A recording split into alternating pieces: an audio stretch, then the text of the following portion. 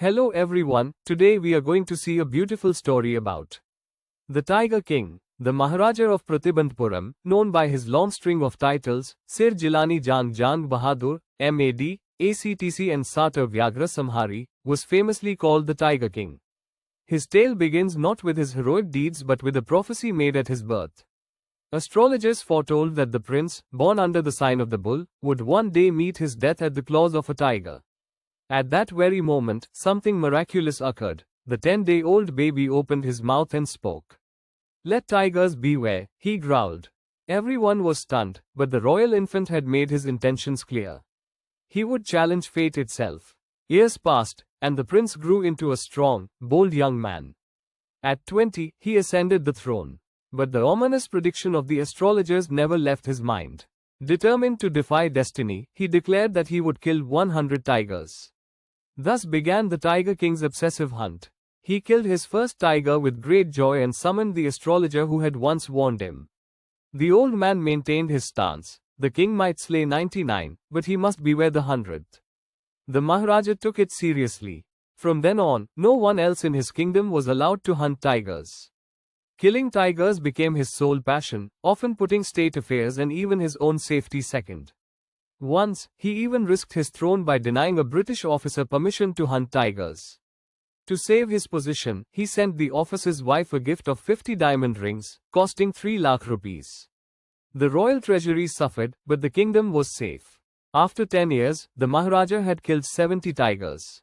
But then, trouble struck. Not a single tiger was left in his forests. So, he came up with a clever plan. He would marry a princess from a royal family that had a large tiger population. During his visits to his father-in-law's kingdom, he continued hunting, and soon 99 tiger skins decorated his palace. But now, only one tiger remained between him and victory. Unfortunately, it proved impossible to find that final tiger. The forests were empty. The Maharaja grew anxious and desperate.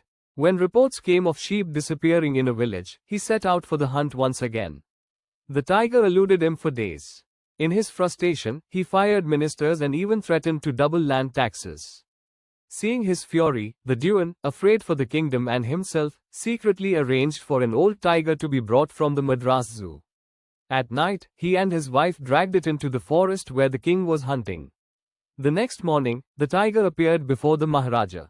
He took aim, fired, and the tiger collapsed. Overjoyed, he returned home, declaring his vow fulfilled. But the truth was quite different. The bullet had missed. The tiger had fainted in fear. The royal hunters, not wanting to risk their jobs, killed it quietly and buried the truth. Back in the palace, the Maharaja prepared to celebrate his son's 3rd birthday. He visited the local market to find a special gift and purchased a wooden tiger from a toy shop.